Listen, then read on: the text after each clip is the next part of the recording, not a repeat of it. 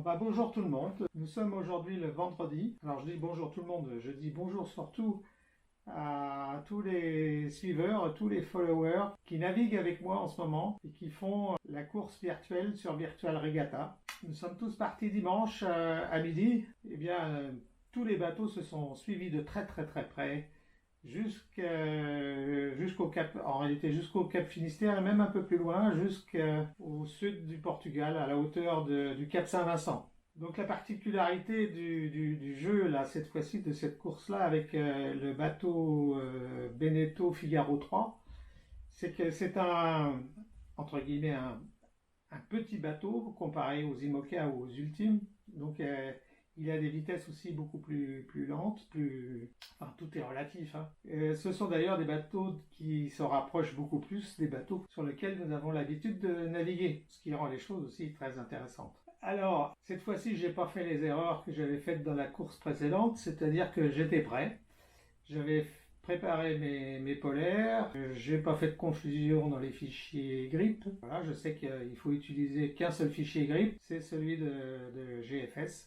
Bon, bah, je me débrouille pas trop mal. Bon, alors, il faut dire que si on respecte bien les logiciels de routage, si on est constamment dessus en permanence, on est forcément bien placé. Hein. On ne peut se faire distancer que si on fait des petites erreurs, si on fait trop de manœuvres, si on manœuvre trop tard, pas au bon moment, la nuit notamment, si on s'endort et puis qu'on se réveille trop tard alors qu'il aurait fallu virer, là on perd du temps et puis ce temps-là, il est difficile à rattraper. Et là on a vu que jusqu'au moins jusqu'à Cap Saint-Vincent, je ne voyais pas comment on puisse faire la différence avec les autres concurrents. Si les autres concurrents font la même chose, on va rester en paquet jusqu'à la fin. C'était la différence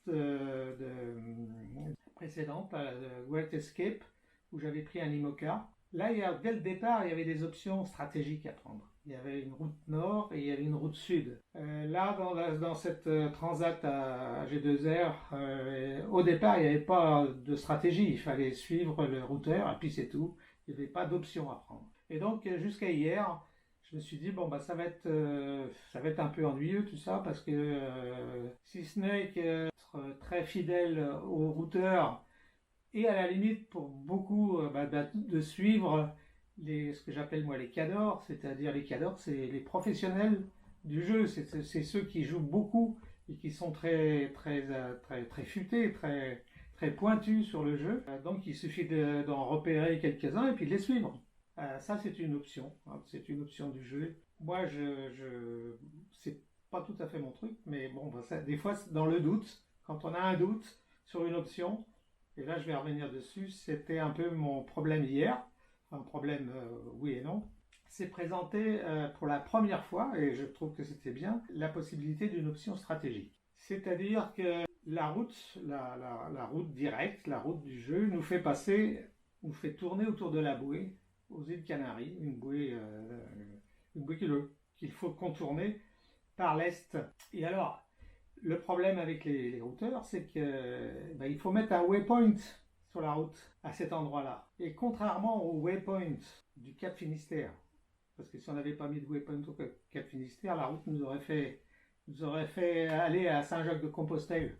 Bon, on n'avait peut-être pas envie de faire le pèlerinage. Donc on avait mis un waypoint à Cap Finistère pour faire un crochet et redescendre. Mais sur les logiciels de routage, on peut, lors du routage, lorsqu'on fait le routage, enlever ce waypoint, ne pas en tenir compte, et le logiciel, lui, il va faire en sorte de créer une route qui ne passe pas par la terre. Alors, avec le waypoint, ça marche pas comme ça. Ça marche pas comme ça, parce que si on enlève le waypoint, eh bien le routeur, il nous fait faire aller tout droit, bien sûr.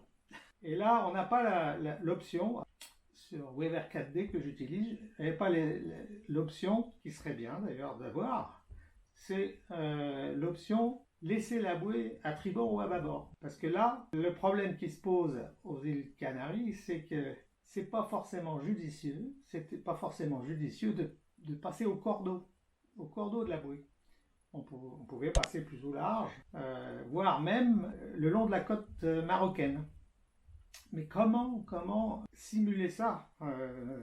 Moi, j'ai trouvé une astuce, enfin, j'ai une astuce. Par itération, j'ai fait plusieurs routes en déplaçant le waypoint de la bouée à différentes positions jusqu'à une position près de la côte. Et là, j'ai fait mes différents routages et j'ai comparé ces options-là en rendement, c'est-à-dire qu'est-ce qui était le plus rapide compte tenu de la météo à cet endroit-là. Parce qu'il faut savoir aussi qu'à cet endroit-là, on a prévu un manque d'air, des vents faibles qu'il faut traverser pratiquement sur toute la largeur. Et donc, c'est avéré que longer la côte marocaine est plus judicieux.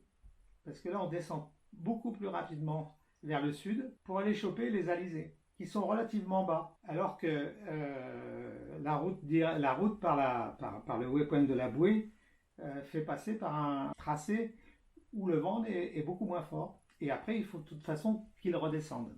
Hier, c'était pas évident de faire le choix parce que c'était pas du tout évident.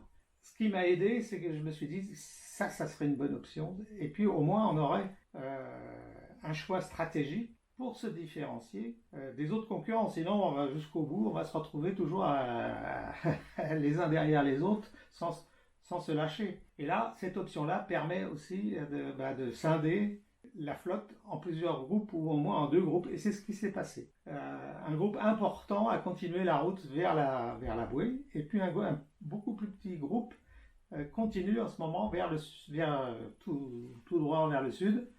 Moi, ce qui m'a un peu réconforté dans cette option-là, c'est qu'un des cadors a pris cette option, alors qu'un autre qui dans la course précédente là, de la Great Escape était pratiquement, ils étaient d'ailleurs tous les deux ensemble à l'arrivée dans les premiers. Là, il y en a un qui a pris l'option ouest et l'autre l'option sud. Enfin, intéressant tout ça. Donc voilà, bon ça anime un peu le jeu. Et puis on verra par la suite ce que ça va donner. Alors si on prolonge le routage sur plusieurs jours, au moins sur une dizaine de jours, on va s'apercevoir de toute manière que les 2 routes, à un moment donné, vont se rejoindre. Là, il y a un pari, parce qu'on va se retrouver, normalement, vu d'aujourd'hui, on va à peu près vers le 6 mai, on va se rejoindre. Et puis, il faudra d'une autre manière refaire la différence. Alors, entre-temps, la météo va évoluer. Il y aura peut-être de nouveaux choix stratégiques à faire. Dans les alizés, je ne vois pas trop quel choix stratégique il y aura dans les alizés. Une fois qu'on sera bien calé, je vois plus comment faire la différence. Bon, j'ai pas encore trop d'expérience dans les jeux, hein, c'est ma troisième course, c'est tout. Voilà, donc au moment où j'ai cogité, j'étais en relation avec le concepteur du logiciel Weaver 4D qui fait la course aussi. Et on a discuté parce que il y a des petites différences entre la navigation virtuelle, le routage sur Virtual Regatta, puis le routage avec du vent réel. Il y a des décalages dans les mises à jour des fichiers GRIP. Ils se mettent à jour tous les 6 heures, mais ils ne sont pas synchrones. Alors je crois qu'il y a un logiciel, le logiciel gratuit qui s'appelle Zezo, je crois que c'est Zezo. Alors lui qui a les fichiers GRIP conformes synchrones avec le jeu. Moi je ne l'ai pas toujours synchrone, ça dépend les intervalles ne sont pas synchrones, donc il y a des moments où je ne suis pas en phase. Et ça, je dois en tenir compte. Bon, j'ai mon astuce pour le faire. Je navigue avec 2 fenêtres et 2 routages différents. L'un avec un fichier à un temps, par exemple celui de 6 heures. Et puis je fais la même chose avec le fichier suivant de 12 heures, par exemple. Et ainsi de suite. Et je compare s'il y a des grosses différences. Je m'interroge. Mais souvent, il n'y a pas de grosses différences. Mais sur le passage, par exemple, sur le passage des îles Canaries, là, il peut y avoir des différences quand même. Bon, ça, c'est plein de petites astuces comme ça qu'on affine par l'expérience. Alors, quoi dire d'autre? Ce qui est très, très intéressant, c'est qu'on est quand même 60 000 à participer. C'est incroyable, quoi. C'est un stade. C'est un stade entier qui fait la course, là. Et alors ce qui est intéressant, c'est qu'on se retrouve, on communique. Là, j'ai beaucoup d'amis followers qui m'envoient des messages. Ah oui, c'est toi, Jazabi, on te suit sur ta chaîne YouTube. Je fais la course avec toi. Et puis voilà, on se parle, on échange. C'est très sympa tout ça. C'est une grande communauté, hein, très intéressant. Quoi dire d'autre? Alors, quelle est la différence entre la navigation en virtuel et la navigation en réel? Bon,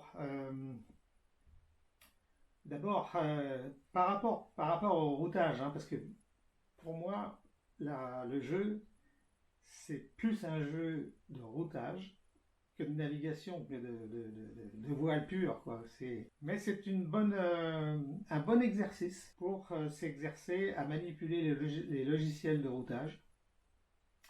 Alors là, concernant les logiciels de routage, je connais la philosophie de beaucoup de marins, réels, pas des marins virtuels, mais des marins réels par rapport aux logiciels de routage. Beaucoup considèrent que bon, c'est trop compliqué, les logiciels sont très compliqués et que il vaut mieux naviguer ou oui, plus sympa, de naviguer à la traditionnelle, c'est-à-dire avec la météo, et puis de se faire leur route dans leur tête.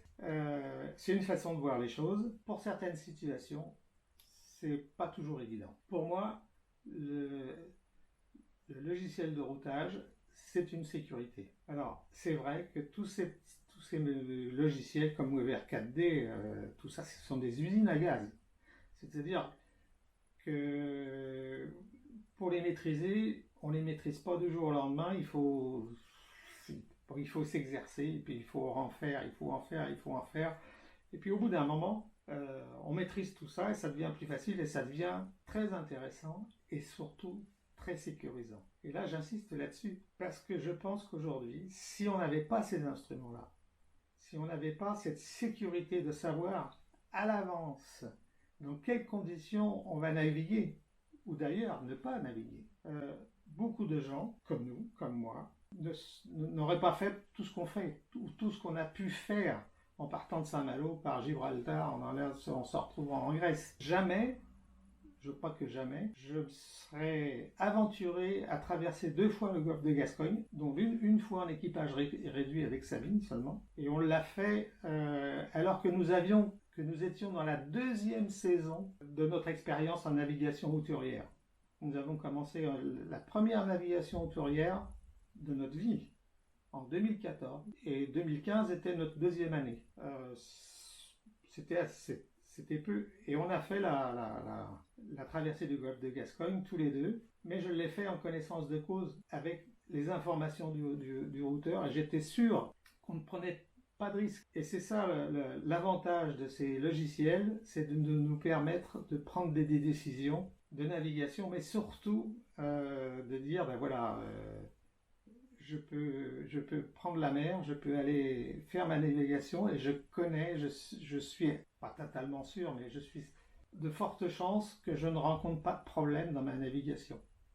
Alors, entre une course et puis nos navigations de croisière, dans une course, le départ est obligé, le départ est imposé. Alors que dans la navigation de croisière, les logiciels nous servent souvent pour nous dire là il ne faut pas partir parce que vous aurez du vent de face ou les conditions ne sont pas les meilleures. Alors ce qui change aussi en navigation réelle, c'est que on tient compte pas seulement du vent, comme dans le jeu là, on ne tient compte que du vent uniquement. Mais d'autres facteurs viennent en compte dans une navigation réelle, c'est les courants. Par exemple, en Bretagne et tout ça, là, ça joue un rôle important. Pas seulement la Bretagne, là, on est descendu, par exemple, le long de la côte, portugaise. Et bien là, il y a des courants. Je connais parce qu'on a fait cette route. Et là, il y a des courants qui s'opposent entre le long de la côte et au large de la côte. Il y a des courants assez forts qui suivent d'ailleurs la route des cargos Et quand on descend pour aller à Gibraltar, il faut mieux prendre la route qui suit le courant que celle qui remonte. Donc on tient compte de tout ça dans nos navigations réelles. On tient compte surtout de l'état de la mer. Et nos logiciels de routage nous donnent les indications de mer, les hauteurs des vagues. Et là, on peut se dire, bah, je vais essayer d'éviter dans ma navigation les endroits où la houle est trop forte, ou trop courte, ou trop forte. Et ça, on peut le faire. Alors que dans la navigation virtuelle, on n'en a rien à faire. Hein. Si ce n'est que lorsqu'on regarde les belles images de Virtual Regatta en 3D, là, les images de surf du bateau sur les vagues et sur la houle, c'est magique, hein, c'est très beau. Par exemple, on est passé tout près de Nazaré, en face, là où la houle remonte très fort suite à la configuration sous-marine. La houle était très forte à cet endroit-là, et bon, les images moi j'adore ça, les images de Virtual Regatta sont très belles. Donc voilà, donc le jeu, lui, ne tient compte que du vent. Alors moi, j'aimerais que le jeu soit un peu plus compliqué. Qu'ils tiennent compte des courants et de la houle et des vagues. Techniquement, tout ça est tout à fait possible, puisque les fichiers de la houle et les fichiers des courants existent. Donc Virtual Regatta pourrait totalement les récupérer et les intégrer dans le jeu. Peut-être qu'un jour, ils le feront. Bon, et puis, j'introduirai aussi quelques impondérables. Dans une traversée, la réalité du bateau, c'est qu'il y a toujours un moment donné où on a un problème. On a un problème technique, on a quelque chose qui lâche, ou il y a quelque chose qui est défaillant, où on a une voile une drisse qui se coince, on ne peut pas descendre un riz, on ne peut pas enrouler un génois, bon, plein de trucs comme ça. Alors que dans Virtual Regatta, hein, c'est nickel, rien ne se passe là, tout est sûr. Par exemple, dans la course précédente, la Grand Escape là, qui allait depuis La Rochelle, c'est ça, depuis La Rochelle jusque dans les Caraïbes. Bon, le jeu, il y avait une option, c'est la route nord, de prendre la route nord, mais je ne sais pas si les marins réels auraient pris la route nord compte tenu de l'état de la mer. Parce que dans le nord, ça tape beaucoup plus que dans le sud. Et je pense que là, tous les marins en course réelle auraient pris l'option sud et pas l'option nord. Voilà, tout ça, ce sont les différences entre le jeu, la navigation virtuelle et le réel. Donc, Virtual Regatta, un très bon exercice à la manipulation des logiciels de routage, et je reviens là-dessus. Logiciel de routage, sécurité pour la navigation hauturière, même en plaisance. Ça, c'est mon avis et mon expérience. Alors, eh bien maintenant, dans 2 jours, là, on va vraiment franchir les îles Canaries. Et puis on verra si on le verra pas assez rapidement, on le verra quelques jours après si notre option, c'est l'option sud, proche de la côte africaine, Maroc et Sénégal, était la bonne. Parce que la route est beaucoup plus longue, hein, mais les vitesses sont beaucoup plus importantes. Voilà, bon on a fait un petit point. Je reviendrai là-dessus, je reviendrai dans quelques jours, genre on fera un petit point. Et puis à la prochaine, et puis envoyez-moi des messages si vous avez des questions. Je suis en relation avec le concepteur du logiciel Weber 4D qui fait la route aussi avec nous. Pour lui, c'est la première fois, il est très bien placé d'ailleurs. Il se défend très bien. On essaye de dormir aussi. Il y a des moments c'est moins facile et puis il y a des moments c'est beaucoup plus facile. On met le pilote et on programme. Et puis quand on se réveille en se disant tiens, j'espère que rien de grave s'est passé la nuit, si j'ai pas fait d'erreur. Allez, à plus, à la prochaine, bye bye.